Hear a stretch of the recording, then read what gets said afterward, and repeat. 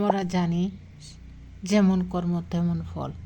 আমি ভালো কাজ করলে ভালো কাজের ফল ভোগ করব, খারাপ কাজ করলে খারাপ কাজের ফল অবশ্যই ভোগ করতে হবে। হ্যালো এভরিওয়ান, আসসালামু আলাইকুম। সবাই কেমন আছেন? আশা করি আল্লাহর রহমতে সবাই ভালো আছেন। আমিও আপনাদের দোয়ায় আর আল্লাহর মেহেরবানিতে ভালো আছি। আজ আমি একটি গল্প আপনাদেরকে শোনাবো, যেমন কর্ম তেমন ফল। এক ব্যক্তি বরফ বানানোর কারখানায় কাজ করতেন।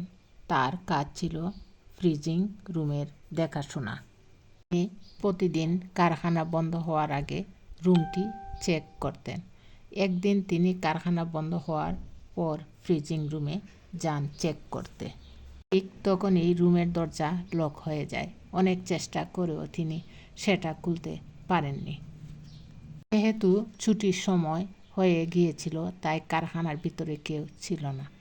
ওই ব্যক্তির চিৎকার কেউ শুনতে পায়নি।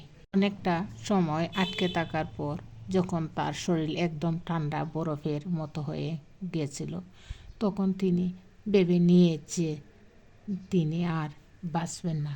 তাই মৃত্যুকে সামনে রেখে তিনি আল্লাহকে স্মরণ করেন, হে আল্লাহ, আমি যদি জীবনে কোনো একটা ভালো কাজ করে থাকি, তাহলে আজকে তুমি আমাকে রক্ষা করো।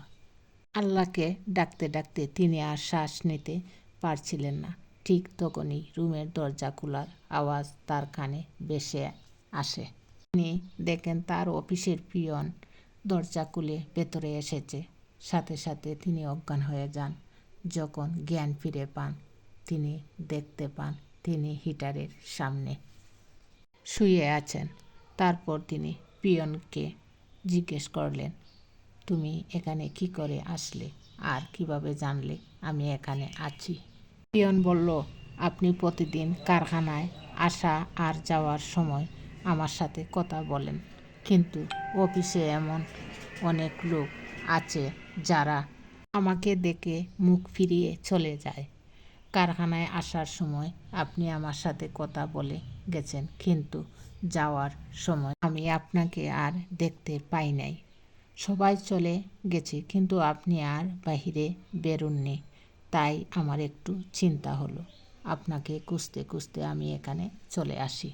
ওই ব্যক্তি পিয়নকে ধন্যবাদ জানায় আর মনে মনে ভাবেন, শুধু একটু ভালো করে কথা বলার জন্য আজকে আমার জীবনটা বেঁচে গেছে। প্রিয় ভিউয়ার্স, আমরা জানি যেমন কর্ম তেমন ফল। আমরা যখন যে কর্ম করি, ফল একদিন না একদিন অবশ্যই পাব। তাই আমাদের সবসময় ভালো কর্ম করা উচিত।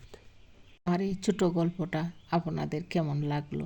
যদি ভালো লাগে থাকে, তাহলে এই ভিডিওতে একটা লাইক, কমেন্টস ও শেয়ার করবেন। ধন্যবাদ সবাইকে।